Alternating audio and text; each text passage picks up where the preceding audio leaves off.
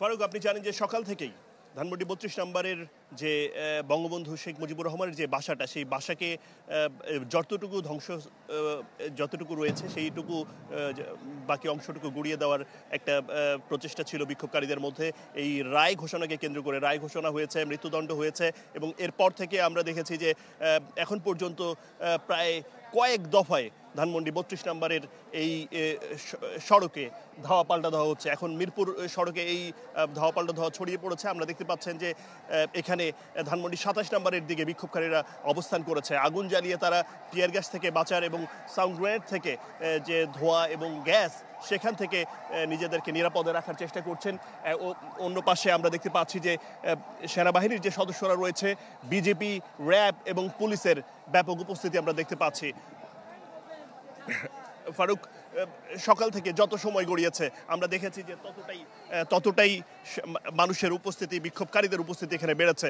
ঠিক আপনারা এখানে কেন এসেছেন, কি কারণে এসেছেন, একটু আপনার কাছে শুনতে চাই। আমি আমার প্রেসক্রিপ্টে যদি দেখতে চান, আমি জাস্ট দেখতে আসছি যে ধানমন্ডি ৩২ যে বাংলাদেশের প্রথম স্বৈরাচার, তার শেষটা দেখতে চাই। তাদের যে শেষ অংশ বিশেষ আছে সেটা আমরা বাংলাদেশে দেখতে চাই না। এর জন্য হাসিনা যেহেতু ফাঁসি দিচ্ছে, মানে ফাঁসির রায় আসছে, এটা আমাদের জন্য খুবই খুশি সংবাদ, এবং এই জিনিসটা উদযাপন করার জন্য আমরা এখানে নিয়ে আসছি। বাট কোথা থেকে এসেছেন? সো আমি ঢাকা কমার্স কলেজের স্টুডেন্ট। আমি মিরপুরে থাকি, মিরপুর থেকে আসছি এই জায়গায়। ওকে, আমরা শুধু স্টুডেন্টই নয়, আমরা আরও অনেককেই এখানে দেখতে পাচ্ছি যারা নানা পেশাজীবী, শ্রমজীবী কিংবা চাকরিজীবী মানুষ, তারাও নানাভাবে এখানে বিক্ষোভ করার এই চেষ্টা চালাচ্ছেন এবং তারা স্লোগান দিচ্ছেন যে গুড়িয়ে দিতে হবে এই ৩২ নম্বরের যে বাড়ি সেটা। এবং সেনাবাহিনীর সদস্যদেরকে আমরা দেখতে পাচ্ছি যে শক্ত অবস্থানে রয়েছে ৩২ নম্বরের বাসার যে চতুর্পাশ, সেই চতুর্পাশে তাদের ওই অবস্থানটা আমরা দেখেছি। কিন্তু অন্য যে পথগুলো রয়েছে ধানমন্ডি ৩২ নম্বর থেকে আপনার ধানমন্ডি ২৭ এর অংশ এবং ওই পাশে কলাবাগান এবং পান্থপথের যে পথটা রয়েছে, সেই প্রত্যেকটা পথেই চতুর্পাশে বিক্ষোভকারীদের শক্তিশালী অবস্থান দেখা যাচ্ছে। তারা স্পষ্ট করেই জানাচ্ছেন, আপনি একজনের কাছে শুনলেন যে এই ৩২ নম্বরের বাসার কে তারা স্বৈরাচারের একটা আবাসস্থল বা চিন্তার জায়গার কথা বলে তারা বলছেন যে এটা কোনো অবস্থাতেই আর এখানে থাকতে দেওয়া যাবে না, তারা গুড়িয়ে দিবে। কেউ বলেছেন যে এটাকে খেলার মাঠ করবে, এমন কথাও তারা জানিয়েছেন। আপনারা দেখছেন এখানে ধানমন্ডি ৩২ নম্বরের কেউ বিভিন্ন পোস্টার, বিভিন্ন কাগজপত্রে আগুন জ্বালিয়ে তারা তাদের অবস্থান করেছে। আমরা এখনও সাউন্ড গ্রেনেড শুনতে পাচ্ছি, বিভিন্ন আপনারা নিশ্চয়ই শুনতে পাচ্ছেন যে সাউন্ড গ্রেনেডের এই শব্দ শোনা যাচ্ছে। অর্থাৎ কোনো অবস্থাতেই যেন পুলিশ এবং আইনশৃঙ্খলা বাহিনীর পক্ষ থেকে বলা হচ্ছে কেউ কোনোভাবে যেন আইন নিজের হাতে তুলে না নেয় এবং কেউ কোনোভাবে যেন এখানকার পরিস্থিতির অবনতি করতে না পারে, সেজন্য আইনশৃঙ্খলা বাহিনীর পক্ষ থেকে এই শক্ত অবস্থান। কোনো অবস্থাতেই বিক্ষোভকারীদেরকে এখানে অবস্থান করতে দিচ্ছেন না। এর বাইরে আরেকটা বিষয় আপনাদেরকে জানিয়ে রাখি যে এখানে আপনারা খেয়াল করে দেখবেন যে শুধুমাত্র মানে বিক্ষোভকারীরাই নয়, বিক্ষোভকারীদের যে কর্মসূচি, এর বাইরেও আওয়ামী লীগের যে লকডাউন কর্মসূচি এবং তাদের যে নাশকতার যে চেষ্টা, বা বিভিন্ন সময় শহর জুড়ে বা ঢাকা ও আশপাশের বিভিন্ন যে স্থানে যে ককটেল বিস্ফোরণ এবং গাড়িতে আগুন দেওয়ার ঘটনা ঘটেছে, সেই বাস্তবতায় এখানে আইনশৃঙ্খলা বাহিনীর আরও সতর্ক অবস্থান রয়েছে। সার্বিকভাবে যে এই ধানমন্ডি ৩২কে কেন্দ্র করে কোনো অবস্থাতেই যেন পরিস্থিতি নিয়ন্ত্রণের বাইরে চলে না যায়, অবনতি না হয়, সেই প্রচেষ্টার জন্য আইনশৃঙ্খলা বাহিনীর এই অবস্থান। এখনো পর্যন্ত ঠিক কতজন এখানে আহত হয়েছেন সেটা বলা না গেলেও আমরা একজন বিক্ষোভকারীকে দেখেছিলাম যে তাকে রাখা হয়েছিল পুলিশের হেফাজতে, পরবর্তীতে খুব সম্ভবত তাকে ছেড়ে দেওয়া হয়েছে বলেই আমরা জেনেছি। কিন্তু এর বাইরে গিয়ে স্লোগানে উত্তাল ধানমন্ডি ৩২ নম্বর। আমরা আছি এখন ধানমন্ডি ২৭ নম্বর। চতুর্পাশে আমরা যে মানুষের উপস্থিতি দেখতে পাচ্ছি, তাতে করে এখানে একটা উত্তপ্ত পরিস্থিতি বিরাজ করছে সকাল থেকেই, এবং এই উত্তপ্ত পরিস্থিতি বেড়েছে আরও।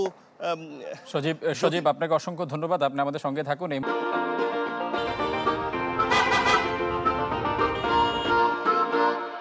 মুহূর্তে আমরা চলে যেতে চাই আন্তর্জাতিক অপরাধ ট্রাইব্যুনালে। সেখানে সহকর্মী শফিকুল ইসলাম সবুজ দীর্ঘক্ষণ যাবত অপেক্ষা করছেন। সবুজ, রায় যেটি জানা গেল যে 4টি অভিযোগে মৃত্যুদণ্ড, একটিতে আমৃত্যু কারাদণ্ড দেওয়া হয়েছিল। কম বেশি স্টেট ডিফেন্স ছাড়া বাকি সবাই সন্তোষ প্রকাশ করেছেন রায়। আপনার কাছে আর কি তথ্য রয়েছে আমাদেরকে জানাবেন। ধানমন্ডিতে যে উত্তেজনাকর পরিবেশ, এখানের চিত্র কিন্তু পুরোপুরি ভিন্ন। সকাল থেকে কিন্তু আন্তর্জাতিক অপরাধ ট্রাইব্যুনালের যে প্রধান ফটক রয়েছে, প্রধান ফটকের সামনে ছাত্র জনতার একটি বড় জমায়েত হয়েছে। রায় ঘোষণার পরপরই তারা কিন্তু আনন্দ উল্লাস করেছেন এবং সেই উল্লাস এখন যেহেতু প্রায় ঘণ্টাখানিকের মতো হয়ে গেছে, রায় প্রকাশ হয়ে গেছে বা ঘোষণা হয়েছে ট্রায়ালের মাধ্যমে, সেই ঘোষণার কিন্তু এখনও এক প্রকার সমাপ্তি হয়ে গেছে। তো এখানে যে 58 জন সাক্ষী ছিলেন, 58 জন সাক্ষীর বেশিরভাগই আজকে রায়ের শুনতে তারা এখানে এসেছিলেন। জুলাই অভ্যুত্থানে শহীদ পরিবারের সদস্যরা এসেছিলেন, আহতরা এসেছিলেন। তারা সবাই এক প্রকার সন্তোষ প্রকাশ করেছেন এবং বলছেন যে সাবেক প্রধানমন্ত্রী শেখ হাসিনা ভারতে যে পালিয়ে গেছেন তাকে বাংলাদেশে এখন ফেরত আনতে হবে। ফেরত এনে এই রায় যখন বাস্তবায়ন করা যাবে তখন যে স্বজনরা চলে গেছেন বা তাদের অঙ্গহানি হয়েছে তাদের আত্মা শান্তি পাবে, এমন কথা তারা বলছেন।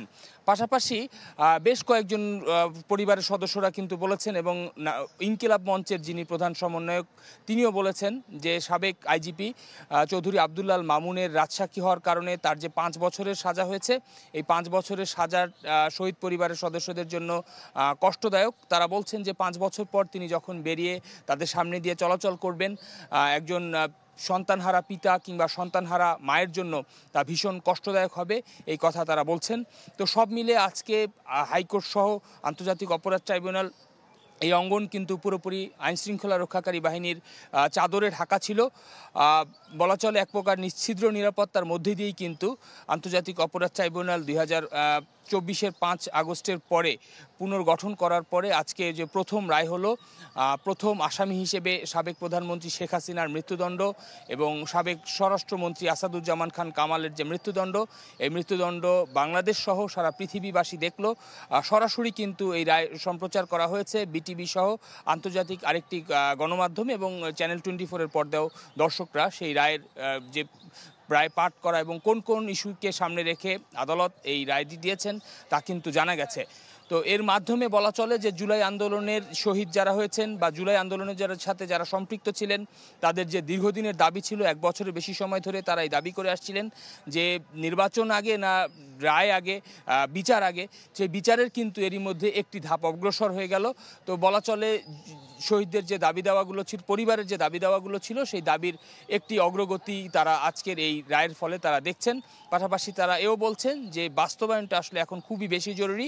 এই বাস্তবায়ন হওয়ার জন্য বাংলাদেশ সরকার আন্তর্জাতিক পরিসরে যা যা করা দরকার আসামিদের ফেরত আনার জন্য সেই পদক্ষেপ নেবেন, এমন কথাই কিন্তু তারা বলছেন। আন্তর্জাতিক অপরাধ ট্রাইব্যুনাল থেকে জানাচ্ছিলেন আমাদের সহকর্মী শফিকুল ইসলাম সবুজ।